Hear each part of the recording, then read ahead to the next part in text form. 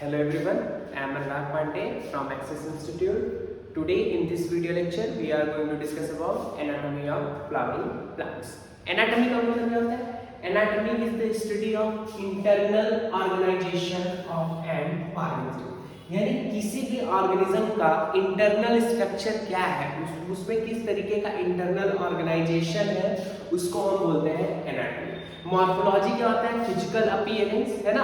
Morphology यानी कि physical appearance की बात होती है, लेकिन एनाटॉमी में जो है वो हम इंटरनल ऑर्गेनाइजेशन की बात करते हैं। हिस्टोलॉजी क्या है? हिस्टोलॉजी जो है it is a branch of biology which deals with the study of tissues and tissue system in a multicellular organism. तो एनाटॉमी क्या है? एनाटॉमी क्या है? इंटरनल ऑर्गेनाइजेशन की स्टडी है, और हिस्टोलॉजी क्या है? टिश्यू और टिश्यू सिस्टम की स्टडी है। तो अगर मैं प्लांट टिश्यू की बात करता हूं तो टिश्यू को हम कैसे डिफाइन करते हैं? It is a group of cell that possesses a similar structure, यानी कि ग्रुप ऑफ सेल उनका स्ट्रक्चर जो है वो सेम होना चाहिए, उनकी ओरिजिन जो है वो सेम होना चाहिए and perform a specific function, और एक स्पेसिफिक फंक्शन को अगर वो परफॉर्म करे तो उसको हम बोलते हैं टिश्यू। तो प्लांट टिश्यू जो है वो दो तरीके की होती है, एक होती है मेरिस्टेमेटिक टिश्यू जिसको आज हम डिटेल में पढ़ेंगे, मेरिस्टेमेटिक टिश्यू, और दूसरा होता है परमानेंट टिश्यू। तो मेरिस्टेमेटिक टिश्यू को पोजीशन के बेसिस पे हम कैटेगराइज कर देते हैं एपिकल मेरिस्टेम, लेटरल मेरिस्टेम और इंटरकैलरी मेरिस्टेम, जबकि परमानेंट टिश्यू जो है वो सिंपल परमानेंट और कॉम्प्लेक्स परमानेंट टिश्यू में डिवाइड हो जाता है। सिंपल परमानेंट में आता है पैरेन्काइमा, कोलेनकाइमा और स्क्लेरेन्काइमा, और कॉम्प्लेक्स परमानेंट में आता है जाइलम एंड फ्लोएम। तो इस तरीके से हमने देखा टिश्यू क्या होता है। टिश्यू है एक group of cell having similar structure and performing a specific kind of function. तो मेरिस्टेमेटिक जो सेल है, मेरिस्टेमेटिक टिश्यू को सबसे पहले जो है वो मेरिस्टेम टर्म जो है वो डिफाइन किया कार्ल विल्हेम नाइगेली, ठीक है। तो नाइगेली जो थे वो 1858 में जो है वो मेरिस्टेम टर्म जो है वो इन्होंने दिया था। तो जो मेरिस्टेम टर्म है वो ग्रीक के मेरिस्टास वर्ड से लिया गया है, जिसका मतलब है डिवीजन। तो ये जो मेरिस्टेमेटिक सेल होती है इनके पास डिवीजन की कैपेसिटी होती है। डिवीजन की कैपेसिटी होने के साथ साथ जब इनके पास क्या है, डिवीजन की कैपेसिटी, जैसे सेल डिवाइड होगी उसको फिर से डिवीजन में जाएगी, यानी कि इस तरीके की जो भी सेल्स होती हैं उनमें आपको मैच्योरेशन फेज देखने को नहीं मिलेगा। यानी कि ये कैसी सेल्स है? Group of immature cells that has capacity to division and redivision, यानी कि इनमें क्या है, डिवीजन और डिवीजन जो है वो बार-बार होता रहता है। Meristematic tissues are the product of meristem which do not develop into adult but remain meristematic, यानी कि adult का मतलब क्या है? Permanent tissue. मेरिस्टेमेटिक टिश्यू जब अपनी डिवीजन की कैपेसिटी लॉस्ट कर लेते हैं तो वो परमानेंट टिश्यू में कन्वर्ट हो जाते हैं, लेकिन जब उनकी मेरिस्टेमेटिक एक्टिविटी मेंटेन रहती है तो वो फर्दर डिवीजन में जाते हैं। इनका एग्जांपल क्या है? रूट एपेक्स और शूट एपेक्स जो है ये मेरिस्टेमेटिक टिश्यू के एग्जांपल है, जिनकी वजह से रूट की लेंथ और स्टेम की लेंथ जो है वो इंक्रीज होती है। कैम्बियम जो है वो भी आपका मेरिस्टेमेटिक टिश्यू होता है, और कैम्बियम की वजह से जो है वो कैम्बियम रिस्पांसिबल होता है जाइलम और फ्लोएम की प्रोडक्शन के लिए, और प्लांट का जो गिर्थ है, जो प्लांट की मोटाई है, उसके लिए जो है वो कैम्बियम रिस्पांसिबल होता है। प्लांट्स में दो तरीके का ग्रोथ होता है, एक नॉर्मल ग्रोथ होता है जिससे उसकी लेंथ इंक्रीज होती है, और उसकी गिर्थ में जो इंक्रीज होती है उस ग्रोथ को हम बोलते हैं सेकेंडरी ग्रोथ, और ये कैम्बियम जो है वो सेकेंडरी ग्रोथ के लिए रिस्पांसिबल होता है। फंक्शन क्या होता है मेरिस्टेमेटिक टिश्यू का? तो मेरिस्टेमेटिक टिश्यू का फंक्शन क्या है? Ability to grow and divide, यानी कि ये क्या करते हैं, ये इनका कैरेक्टरिस्टिक क्या है, ये इनके पास कैपेसिटी है ग्रो होने की और डिवाइड होने की। जितनी भी सेल्स है सारी की सारी कैसे होंगी? आइसोडायमेट्रिक, यानी कि इनका जो शेप होगा वो कैसा होगा? सेम शेप होगा। आइसो मतलब सेम, डायमीटर, आइसो का मतलब सेम, डायमीटर, तो इनका जो शेप और साइज होगा वो क्या होगा? सिमिलर होगा। इनका जो साइज होगा वो कैसा होगा? शेप सिमिलर होगा। वो शेप राउंडेड हो सकता है, ओवल हो सकता है, पॉलीगोनल हो सकता है, लेकिन इनके बीच में जो इंटरसेलुलर स्पेसेस है वो क्या होंगी? एब्सेंट होंगी, ठीक। वॉल्स जो है यहाँ पे थिन वॉल होगा, क्योंकि इनको बार बार डिवीजन हो रहा है, मैच्योरिटी फेज में नहीं जा रहे, तो वॉल में जो है वो किसी भी अदर सब्सटेंस का डिपोजिशन नहीं होगा। यहाँ पे सिर्फ और सिर्फ प्राइमरी वॉल देखने को मिलेगी जो कि इलास्टिक होगी और सेलुलोज से मिलकर के बनी होगी। साइटोप्लाज्म जो है वो डेंस होगा और जो न्यूक्लियस है वो लार्ज होगा और वैक्यूल जो है वो स्मॉल होंगे। स्मॉल वैक्यूल्स इसलिए प्रेजेंट है क्योंकि वैक्यूल्स का जो मेजर रोल होता है वो फूड स्टोरेज का होता है, और ये जो मेरिस्टेमेटिक सेल है यहाँ पे फूड का स्टोरेज देखने को नहीं मिलता है। यहाँ पे प्लास्टिक की जगह पे प्रोप्लास्टिक प्रेजेंट होते हैं जो कि मैच्योर होकर के प्लास्टिक का फॉर्मेशन करते हैं। एंडोप्लाज्मिक रेटिकुलम जो है वो पुअरली डेवलप होता है, यानी कि जब सेल मैच्योर होगी तभी एंडोप्लाज्मिक सिस्टम जो है वो मैच्योर होगा। माइटोकॉन्ड्रिया जो है वो यहाँ पे ज्यादा देखने को मिलेंगी। माइटोकॉन्ड्रिया जो है लेकिन उसका जो स्ट्रक्चर होगा वो सिंपल होगा और रेट ऑफ रेस्पिरेशन जो है वो हाई होगी। रेट ऑफ रेस्पिरेशन हाई क्योंकि हमको पता है, हम लोगों ने पढ़ा है रेस्पिरेशन इन हायर प्लांट्स और एनिमल्स। तो रेस्पिरेशन प्रोसेस में क्या होता है, ग्लूकोज का ब्रेकडाउन होता है। रेस्पिरेशन प्रोसेस में क्या है, ग्लूकोज का ब्रेकडाउन होता है in the presence of oxygen. तो क्या मिलता है हमको, कार्बन डाइऑक्साइड मिलता है, वाटर मिलता है और साथ ही साथ क्या है, एनर्जी मिलती है। तो जब कोई भी सेल डिवीजन के लिए जा रहा है तो उस सेल डिवीजन प्रोसेस में हमको एनर्जी चाहिए होगी। तो जो मेरिस्टेमेटिक सेल्स होते हैं उस मेरिस्टेमेटिक सेल्स में जो है रेट ऑफ रेस्पिरेशन वो हाई होगा क्योंकि इनको एनर्जी चाहिए होगी। और यहाँ पे जो मेरिस्टेमेटिक सेल्स का मेन फंक्शन होता है वो है डिवीजन का, तो इसलिए यहाँ पे जो स्टोरेज है वो लगभग ना के बराबर होगा या फिर लो रिजर्व फूड मटेरियल देखने को मिलेगा। अब फंक्शन क्या है इनका, इनका जो फंक्शन है वो फंक्शन हमको ग्रोथ में देखने को मिलेगा। मेरिस्टेमेटिक्स आर एक्टिवली डिवाइडेड टिश्यू, यानी कि जब ये कंटिन्यूअसली इनमें डिवीजन देखने को मिलेगा तो ये डिवीजन जो है इसकी वजह से प्लांट्स का जो है वो ग्रोथ होगा। They are responsible for the primary and secondary growth. मैंने बताया अभी आपको रूट एपेक्स और शूट एपेक्स जो है वो हमारे प्लांट की ग्रोथ के लिए रिस्पांसिबल है और सेकेंडरी ग्रोथ के लिए जो है वो कैम्बियम रिस्पांसिबल होता है। थिकनेस के लिए, गिर्थ की जो इंक्रीज होता है, गिर्थ में जो इंक्रीज होता है उसके लिए क्या है रिस्पांसिबल, कैम्बियम। तो all new organs and their growth occur by the division of the meristematic tissue. Plant में कोई भी टिश्यू है, कोई भी ऑर्गन है जिसका डेवलपमेंट होता है उसके लिए रिस्पांसिबल है मेरिस्टेमेटिक टिश्यू। मेरिस्टेमेटिक टिश्यू जो है वो कंटिन्यूअसली डिवाइड होती रहती है और जो भी डिटरमाइन होता है, जो भी एक डायरेक्शन मिलेगा सेल को, वो सेल जो है वो पर्टिकुलर फंक्शन को परफॉर्म करेगी। तो हार्मोन्स रिस्पांसिबल होते हैं किसी पर्टिकुलर डिटरमिनेशन के लिए कि वो किस तरीके का फंक्शन जो है वो सेल परफॉर्म करेगी आगे चल के, तो वो जो है मैच्योर होकर के उसी तरीके से कन्वर्ट होती है। Secondary tissue such as wood cork are also form to the activity of the meristematic tissue. तो ये जो सेकेंडरी टिश्यू है, सेकेंडरी टिश्यू का मतलब क्या है, जो सेकेंडरी जाइलम है, सेकेंडरी फ्लोएम है और कॉर्टेक्स मतलब ये बार्क वाला जो पोर्शन होता है, ये सब जो है वो भी आपका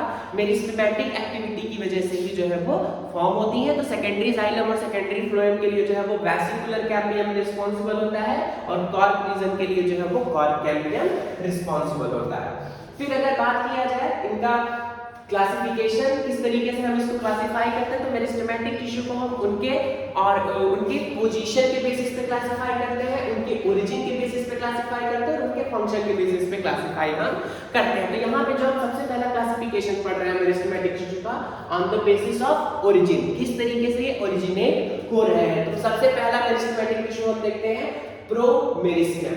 ये प्रोमेरिस्टेम का दूसरा नाम है प्राइमोर्डियल मेरिस्टेम और ये प्राइमोर्डियल मेरिस्टेम जो है वो एम्ब्रियोनिक मेरिस्टेम होता है, यानी कि जब एम्ब्रियो होता है यंगेस्ट फॉर्म में जब मेरिस्टेम होता है, एम्ब्रियोनिक डेवलपमेंट जब हो रहा होता है तो उस टाइम में जो सेल्स होती हैं जिनके पास डिवीजन कैपेसिटी होती है उनको हम बोलते हैं प्राइमोर्डियल या embryonic meristem. Youngest meristematic tissue, यानी कि जो एम्ब्रियोनिक स्टेज में मेरिस्टेम प्रेजेंट है उसी को हम बोलते हैं प्राइमोर्डियल मेरिस्टेम। ठीक है, तो ये जो मेरिस्टेम है ये क्या है, इसका फंक्शन क्या है, it present at the extreme tip of young and growing root and shoot consisting of only few cells. तो यहाँ पे जो है वो फ्यू सेल्स प्रेजेंट होती हैं मेरिस्टेमेटिक की और इन्हीं की वजह से रूट और शूट का जो है वो डेवलपमेंट होता है। It give rise to primary meristem. तो इसको हमने प्रोमेरिस्टेम से जो है वो प्राइमरी मेरिस्टेम बनता है। तो प्राइमरी मेरिस्टेम के बारे में अगर बात किया जाए तो प्राइमरी मेरिस्टेम ओरिजिन किससे हो रहा है, प्रोमेरिस्टेम से, और ये क्या करेगा, प्रोमेरिस्टेम से ये एक्टिव ओरिजिनेट होकर के क्या करेगा, ये जब आप रूट की अगर बात किया जाए तो रूट टिप होता है, रूट कैप होता है, रूट टिप पे जो है वो रूट कैप देखने को मिलता है। अगर रूट का स्ट्रक्चर देखा जाए तो ये अगर रूट है तो इस रूट को प्रोटेक्ट करने के लिए एक कैप रीजन प्रेजेंट होगा और इस कैप को ही हम बोलते हैं रूट कैप। और रूट कैप के ठीक बाद एपेक्स पे जो है वो आपको प्राइमरी मेरिस्टेम देखने को मिलता है। तो ये क्या है, it present below promeristem in the shoot and root tip and also intercalary position. ये जो है वो इंटरकैलरी पोजीशन पे भी जो है वो देखने को मिलता है। It give rise to secondary meristem and primary permanent tissue. तो जो प्राइमरी जाइलम, प्राइमरी फ्लोएम, उसके लिए रिस्पांसिबल होता है हमारा प्राइमरी मेरिस्टेम। तो प्लांट की जो लेंथ है, प्लांट की प्राइमरी जो ग्रोथ है, उसके लिए रिस्पांसिबल है प्राइमरी मेरिस्टेम। फिर अगर बात किया जाए सेकेंडरी मेरिस्टेम का, तो सेकेंडरी मेरिस्टेम जो है वो हमारा प्राइमरी मेरिस्टेम से ओरिजिनेट हो रहा है और ये क्या होता है, लाइफ में डेवलप लेटर इन लाइफ। ये जो है वो बाद में डेवलप होता है और प्लांट की सेकेंडरी ग्रोथ के लिए जो है वो रिस्पांसिबल होता है। It give rise to the lateral meristem और सेकेंडरी परमानेंट टिश्यू। तो सेकेंडरी परमानेंट टिश्यू क्या होता है, सेकेंडरी परमानेंट टिश्यू का मतलब है सेकेंडरी जाइलम, सेकेंडरी फ्लोएम और बाकी के जो कॉर्क कैम्बियम से जो कॉर्क बन रहा है वो भी कैसा है हमारा सेकेंडरी। सेकेंडरी ग्रोथ में जो भी आप देखते हैं सेकेंडरी परमानेंट टिश्यू जो है वो उसके लिए रिस्पांसिबल होता है।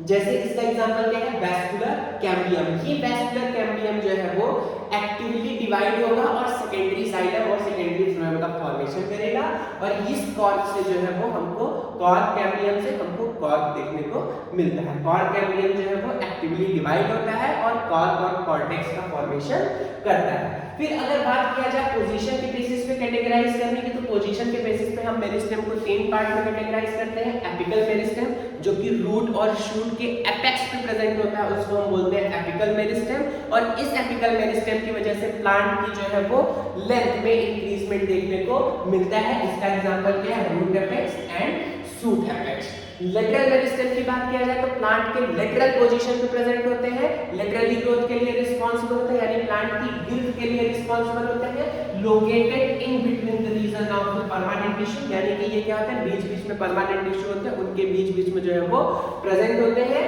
और एक डिवाइड्स पेरिकाइनली, यानी कि ये जो है वो एक पेरिकाइनली डिवीजन करते हैं और जो कि प्लांट की थिकनिंग के लिए जो है वो रिस्पांसिबल होता है और प्लांट की गिल्ट को इंक्रीज करते हैं, यानी कि सेकेंडरी ग्रोथ के लिए रिस्पांसिबल है। एग्जांपल है vesicular cambium and cork cambium. तो वेसिकुलर कैम्बियम जो है वो प्राइमरी मेरिस्टेम का एग्जांपल है और ये जो कॉर्क कैम्बियम है वो हमारा सेकेंडरी मेरिस्टेम का एग्जांपल है। इंटरकैलरी मेरिस्टेम की अगर बात किया जाए तो जब ये एपिकल मेरिस्टेम जो है वो ग्रोथ करता जाता है, एक टाइम ऐसा आता है कि ये एपिकल मेरिस्टेम जो है वो पीछे रह जाता है। तो कुछ एपिकल मेरिस्टेम जो है वो पीछे छूट जाते हैं परमानेंट टिश्यू के बीच में और फॉर्म करते हैं इंटरकैलरी मेरिस्टेम। तो ये मेरिस्टेम जो है बेसिकली होते क्या है, एपिकल मेरिस्टेम, लेकिन ये क्या होता है किसी रीजन की वजह से पीछे छूट जाते हैं लेकिन अपनी डिवीजन की कैपेसिटी जो है वो मेंटेन किए रहते हैं और इसीलिए इनको हम बोलते हैं इंटरकैलरी मेरिस्टेम। तो इनका जो पोजीशन है वो कैसा पोजीशन होता है, इंटरकैलेटेड पोजीशन होता है, इसीलिए इनको हम बोलते हैं इंटरकैलरी मेरिस्टेम। और ये इंटरकैलरी मेरिस्टेम जो है वो स्टेम के नोडल इंटरनोडल रीजन के इलॉन्गेशन के लिए रिस्पांसिबल होता है और ये कॉमनली जो है वो मोनोकॉट और ग्रासेस में देखने को मिलता है। तो पोजीशन के बेसिस पे apical meristem, lateral meristem, apical meristem क्या है, लेंथ के लिए रिस्पांसिबल है, लेटरल मेरिस्टेम क्या है, गिल्ट की इंक्रीजमेंट के लिए रिस्पांसिबल है और इंटरकैलरी मेरिस्टेम जो है वो इंटरनोडल इलॉन्गेशन के लिए रिस्पांसिबल है। तो ग्रास में क्या होता है, ग्रास में जब कोई एनिमल ग्रेजिंग कर रहा होता है तो वो क्या करता है, ग्रेजिंग प्रोसेस में क्या होता है, एपिकल मेरिस्टेम को वो कंज्यूम कर लेता है, एपिकल मेरिस्टेम को ईट कर लेगा, खा लेगा। तो उस ग्रास को हम देखते हैं थोड़ी देर बाद वो ग्रास फिर से रीग्रो कर जाती है। तो वो रीग्रोथ जो हो रही है due to the presence of intercalary meristem, उस इंटरकैलरी मेरिस्टेम की वजह से ग्रास जो है वो फिर से ग्रो कर जा रही है। अब यहाँ पे हम डायग्राम में देख रहे हैं कि यहाँ डायग्राम में हम क्या देखते हैं कि ये रूट कैप है। रूट कैप के बाद जो है वो आप देखो रूट कैप क्या करता है, जब सॉइल रूट का मेन फंक्शन क्या होता है, सॉइल को पेनिट्रेट करना और सॉइल से वाटर को एब्जॉर्ब करना। तो जब सॉइल को रूट पेनिट्रेट करेगी तो अगर रूट कैप नहीं प्रेजेंट होगा तो ये रूट का जो एपिकल मेरिस्टेम है वो क्या होगा, डैमेज होगा। तो उसी डैमेज को प्रिवेंट करने के लिए जो है वो रूट कैप प्रेजेंट होता है और ये रूट को जो है वो डैमेज से प्रिवेंट करता है। रूट कैप के बाद जो है वो रूट एपिकल मेरिस्टेम होता है और इस रूट एपिकल मेरिस्टेम के डिवीजन की वजह से ही रूट का जो है वो इंक्रीजमेंट देखने को मिलता है। और इसी तरीके से प्लांट में भी जो है वो शूट की बात किया जाए तो शूट में जो है वो आपको शूट एपिकल मेरिस्टेम देखने को मिलेगा और इसी शूट एपिकल मेरिस्टेम की ग्रोथ की वजह से ये इंक्रीज होता है इसकी लंबाई। ठीक है, अब अगर बात किया जाए फंक्शन के बेसिस पे तो फंक्शन के बेसिस पे जो है वो आपका मेरिस्टेमेटिक सेल्स जो है वो तीन तरीके के होते हैं, प्रोटोडर्म, प्रोकैम्बियम और ग्राउंड मेरिस्टेम। तो प्रोटोडर्म का मेन फंक्शन क्या है, ये इंजरी से बचाता है और जो एपिडर्मल एक डर्मिस का जो है वो फॉर्मेशन करता है, तो इसको हम बोलते हैं प्रोटोडर्म। ये क्या करता है, इसका मेन फंक्शन क्या है, इट प्रिवेंट्स केमिकल इंजरी और it give rise to the epidermis layer. यहाँ पे क्या है, प्रोटोडर्म का मेन फंक्शन क्या है, प्रोटोडर्म जो है वो आउटर मोस्ट पेरिस्टेमेटिक टिश्यू के डेवलपमेंट के लिए रिस्पांसिबल होता है। अगर बात किया जाए प्रोकैम्बियम के बारे में तो प्रोकैम्बियम जो है वो ट्रांसपोर्टेशन यूनिट के लिए जो है वो रिस्पांसिबल होता है, यानी कि कैम्बियम जो है वो प्रोकैम्बियम जो है वो जाइलम और फ्लोएम को जो है प्रोड्यूस करेगा। जाइलम और फ्लोएम जो है वो प्रोकैम्बियम से बनेंगे और it is the inner most meristematic tissue, यानी कि जो प्लांट को अगर कैटेगराइज किया जाता है तो आउटर मोस्ट रीजन जो होता है वो एपिडर्मिस होता है। अगर एनाटॉमी की बात की जाए, रूट या शूट एनाटॉमी की बात की जाए तो आउटर मोस्ट लेयर क्या होता है, एपिडर्मिस। एपिडर्मिस के बाद आता है कॉर्टेक्स और कॉर्टेक्स के बाद आता है स्टील।